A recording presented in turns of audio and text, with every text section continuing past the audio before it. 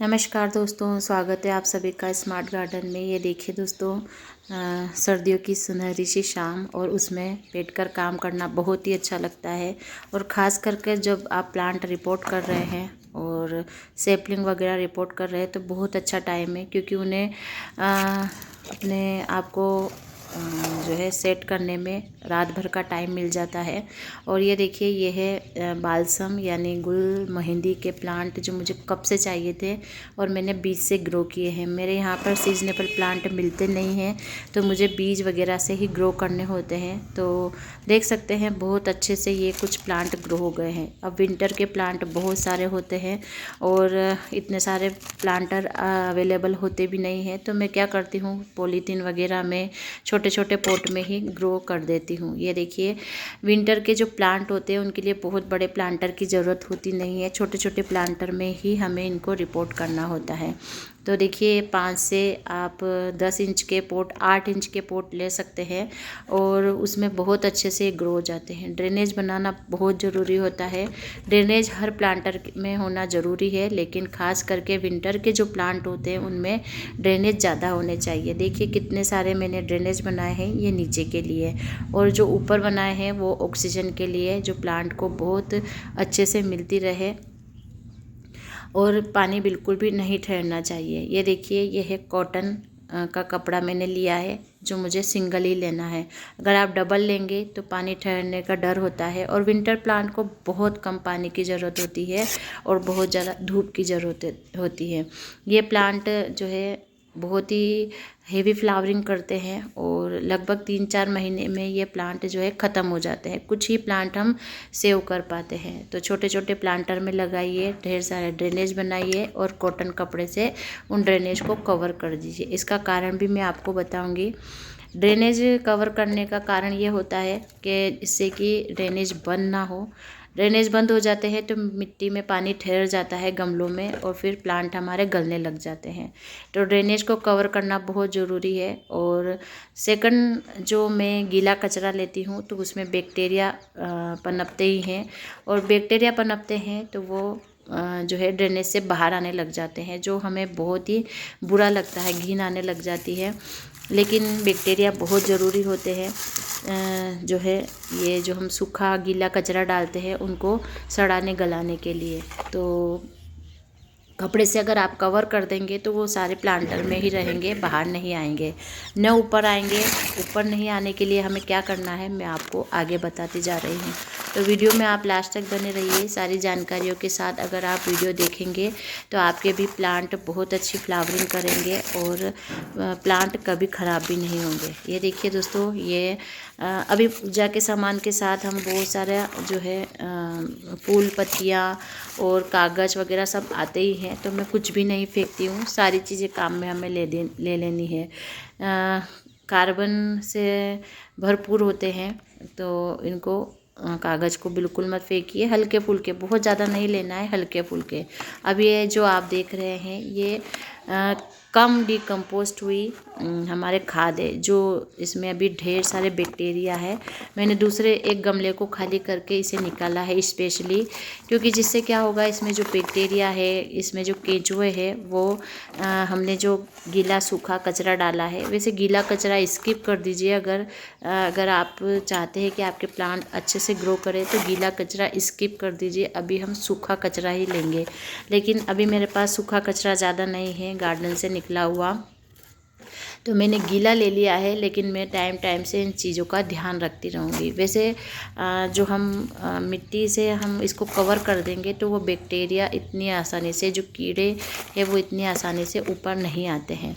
तो ये जो आप देख रहे हैं ये मैंने इसलिए लिया है कि जिससे कि मेरे जल्दी जल्दी ये सब चीज़ें डिकम्पोस्ट हो जाए। अब मैंने ऐसी चीज़ें इसमें डाली जैसे फूल है, पत्तियां हैं, तो फूल पत्तियां क्या है, बहुत जल्दी डिकम्पोस्ट हो जाती है, खाद में कन्वर्ट हो जाती है।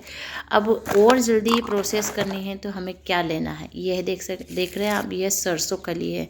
सरसों खली नहीं है तो आप मूंगफली की खली भी ले सकते हैं। दोनों चीज़ें बहुत अच्छी होती है, सर्वगुण संपन्न, जिसमें ढेर सारा जो पोषक तत्व है वो होते हैं। और इनको डालने के बाद आपको जो है बहुत सारे खाद डालने की ज़रूरत नहीं होती है।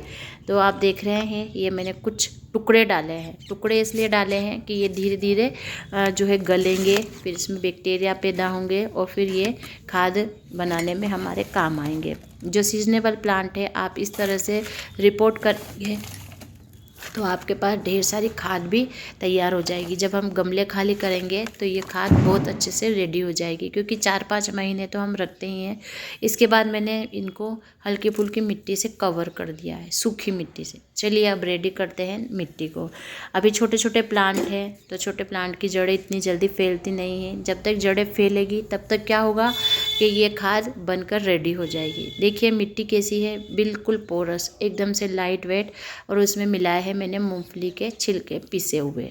तो कम मात्रा में लेना है, जैसे 2 पार्ट मिट्टी ली है तो आपको आधा पार्ट ही मूंगफली के छिलके लेने हैं। उसके बाद उसमें मैंने गोबर खाद मिला लिया है। सारी चीज़ें मैं मिक्स करके रखती हूँ, इसलिए मैंने आपको ये मिलाना नहीं बताया है। ढेर सारे प्लांट हैं इसलिए। अब देखिए ये है चाय पत्ती। चाय पत्ती में बहुत सारा एसिड होता है जो आप सभी जानते हैं। और एसिडिक मिट्टी अगर हम बनाएंगे तो प्लांट बहुत ज़्यादा हेवी फ्लावरिंग करेंगे। अब हेवी फ्लावरिंग तो कर लेंगे, लेकिन अगर प्लांट स्वस्थ होगा तभी वो कर पाएंगे। तो इसके लिए हम क्या करेंगे, नीम खली लेंगे, जिससे मिट्टी में प्लांट में फंगस ना हो।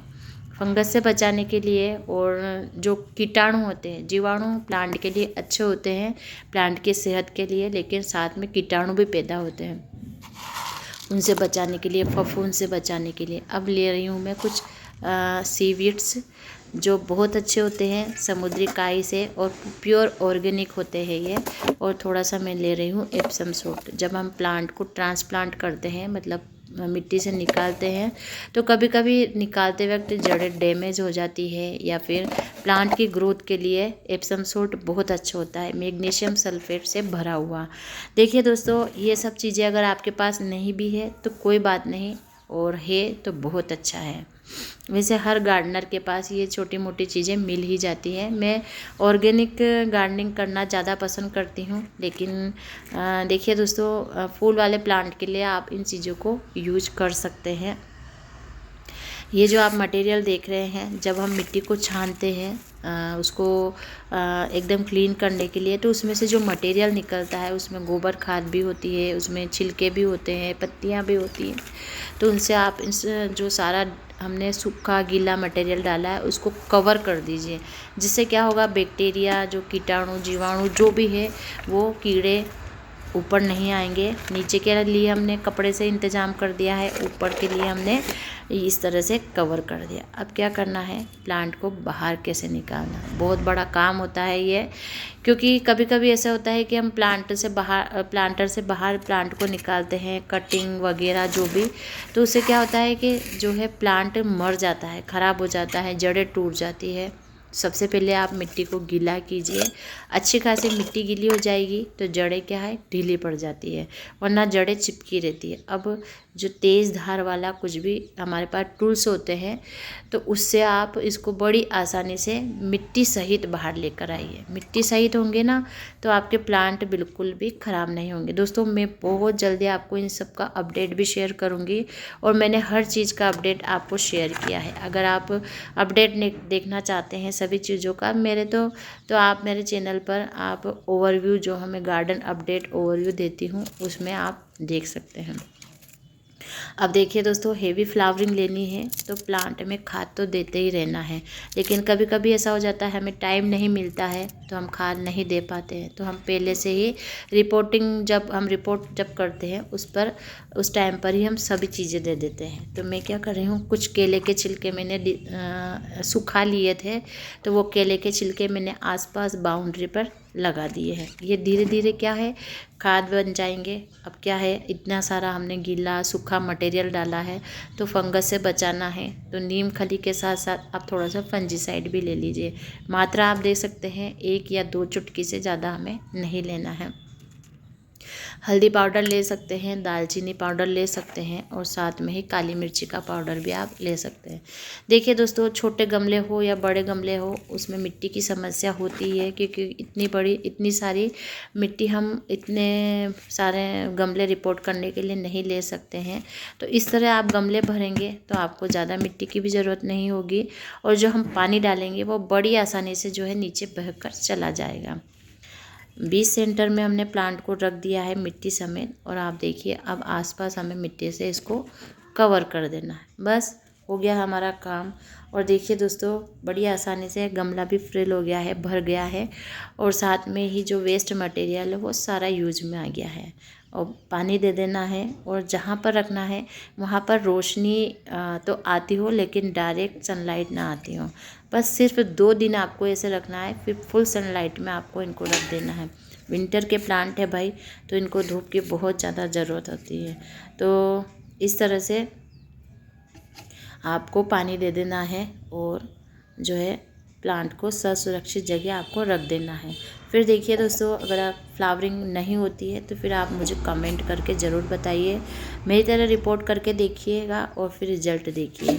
आपको 100% 100 से भी ज़्यादा अच्छा रिज़ल्ट मिलेगा। और धन्यवाद दोस्तों, आपको वीडियो कैसी लगी कमेंट करके ज़रूर बताइए। अगर वीडियो अच्छी लगे तो लाइक और सब्सक्राइब ज़रूर कीजिएगा।